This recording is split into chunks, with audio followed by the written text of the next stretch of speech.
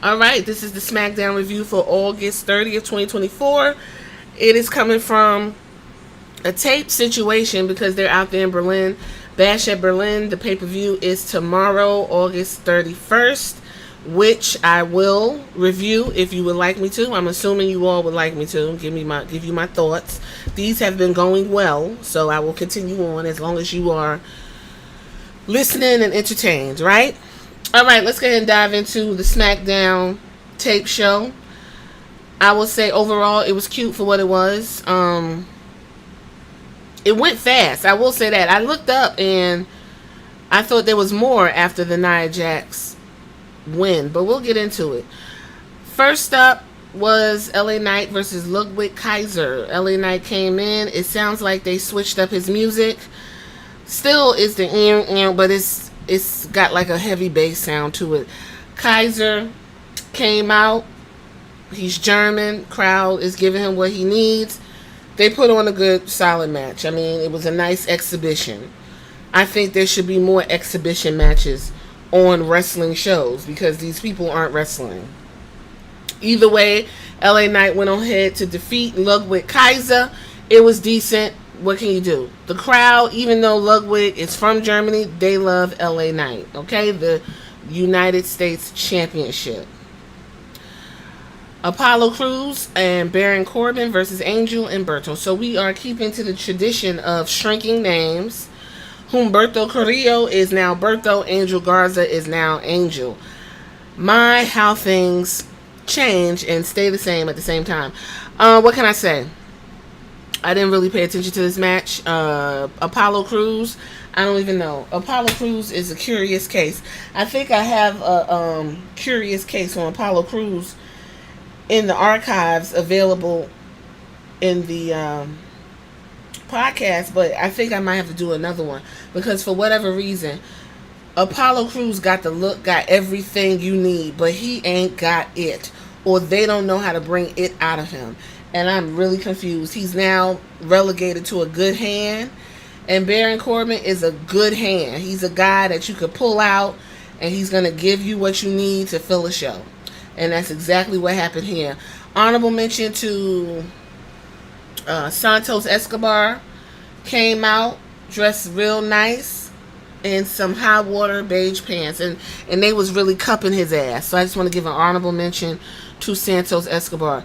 Electra is completely useless. I don't even know why this woman continues to be there outside of just, being a sexy bone. That's pretty much it. Next up we got Carmelo Hayes and Andrade Cien Almas. That's what I'm going to call him because he's back. Listen, fantastic match. They're going to give you what they need. What you need in this series that they're having. Carmelo went on to win. It is now tied up 2-2. Spot of the night for me was a lot of spots, but I did like the Spanish fly off the side of the ropes. I enjoyed that. And they landed it beautifully. These guys trust each other. And if you got a good dance partner, you're going to put on a fantastic show. At some point, Cody Rhodes came to the ring dressed like a mortician. Like he owns the funeral home. And you got Kevin Owens coming out like Kevin Owens or whatever. So this was their face-to-face meeting before their title that I don't care about. And KO was still hesitant to question if Rose was at his 100, feeling real good and ready for this match. Cody Rhodes went on to say he loves Owens, but is still going to beat him at the pay-per-view. And it was like this really long back and forth that I didn't care about. Also, fun fact, it's been 8 years since Kevin Owens held the Universal title. But I will say this. That segment really took me out. It's just the begging and the... Cody Rhodes said he has the North Star of titles in the professional wrestling world. I would agree with that if he felt like he was the North Star holding the title. No one gives a fuck. No one is trying to fight him. No one is trying to run him down. When Roman Reigns had that title, motherfuckers was after him. They was trying to figure things out. Even when he had to deal with the bloodline or whatever had going on, he still had to deal with other people stepping to him. And this is what is bringing down Cody Rhodes' whole reign. It looks like no one wants to be bothered with Cody. The fact, and I don't give a fuck what nobody says. It's my opinion on this, and I do. If you don't agree with me, get in the comments, let me know. The fact that he literally went to what's his name, Nick Aldis, and forced KO's hand to fight him is a problem, and it's gonna be a problem. He looks like a weak ass champion who just talks too fucking much. So I'm just leave it there. Y'all tell me what y'all think about that. Next up, Mia Yim versus Nia Jax. Mia Yim came out to crickets. Didn't nobody give a fuck. And I have to say it like that. You heard I said fuck. That woman came out with all of that junk to have a street fight. Usually everybody be like, hell yeah. Remember when Bad Bunny came out with his trash can? Everybody was turned. Then everybody, when they panned to the crowd from behind, because they did that walkthrough with her, they was just looking at her like, can you hurry up and get to the fucking ring? Child, them people don't care. Nia Jax face card never declines. Beautiful, beautiful, beautiful makeup, beautiful gowns. Match. Only thing I would have to say is the setting up of the tables. Nia set her table up pretty quickly. Mia Yim had some difficulty, which made the shit look weird because you got Nia Jax down. You just beat this woman up good. You're whooping her ass. You could have pinned her, or at least attempted to pin, and then punched her a couple times so she could lay there and look like she's hurt. Mia Yim trying to set the table up. Then she got out the ring.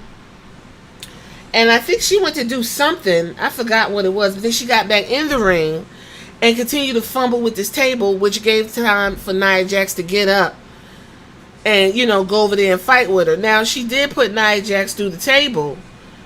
But at that point, Tiffany Stratton showed up, went ahead. Everybody, she's going to tease this briefcase until they get enough sales to where they're like, all right, you go ahead and let it go. She runs out. Everybody's like, oh, she gonna cash in. No, she hit Mia Yim in the guts with it. Then at one point, Nia looked up, like, because she was standing there looking at the ref. And the ref was like, you gonna cash in? Like, what you finna do? And she was like, yeah. And then Nia's head popped up like, bitch. And she was like, oh, no. And then she hit Mia Yim again. And then what she did was drag Nia to pin Mia. Mia kicked out. And that's when Bayley came in her liquid tights and all that ass to save the day.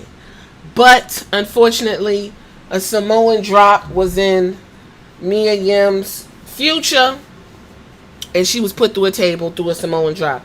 Now, if you look at that banner, that is Mia Yim's entire career in WWE in a nutshell. I don't know if that's that is such a Vince McMahon type shit. You threw him in the garbage. Kind of like he foreshadowed when he was gonna bury the Fiend and Alexa Bliss, and everybody piled all this trash and shit on top of Alexa Bliss and buried her. They did it to the Fiend. They doing it to Michin. Michin will never be in the upper mid card. She's a good hand. She getting a good paycheck. Wherever they need her, they're gonna put her, and that's what it is. Now for the match. It was cute for what it was. The crowd came alive when everybody started beating up on each other. But for the most part, it was a showcase for Nia Jax. And that it is what it is. Okay? There was a video package with Snatch and Grab, a.k.a. Bianca and Jade Cargill. Excellent. Excellent. I really think that they should go ahead and take them titles and give it back to Bianca and Jade, because it's coming to a point where those titles aren't on TV because Isla Dawn and Alba Fire, no one gives a fuck about them. Don't nobody want to see them. And that's not, listen, the ladies, they fun or whatever, but no one cares. But when Snatch and Grab are on my screen, everybody wants to see them. Whether they just want to look at them, whether they want to see their muscles. This is wrestling. We want to see them wrestle. We got to get these tag things going. We got to get these tag groups going and stuff so we can get this storyline for whatever's supposed to happen between Jade and Bianca. We got to get Jade to a position where she can go out and be the individual champion that she needs to be. Which, to be honest, I don't really know like what the fuck they want her to do. She should just be walking around kicking people in the head and keeping that belt, kind of like how she was doing in AEW.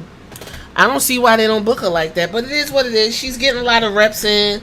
She's looking better. That last match they had last Friday was fantastic, and this package was fantastic. It hyped me up. I'm ready for their match. I'm not ready for the shenanigans if there is any. That was actually the end of Smackdown. Nia Jax is the one that was standing tall. She had the belt up over her head, and Mia Yim was in the trash can. Overall, the show did what it needed to do. It got you ready. It was a nice go-home show. It was cute. Getting you ready for whatever's to come at Bash in Berlin. And we'll talk about that after the pay-per-view, right? All right. Y'all tell me what y'all think about this in the comments. I'll check you out later. Deuces.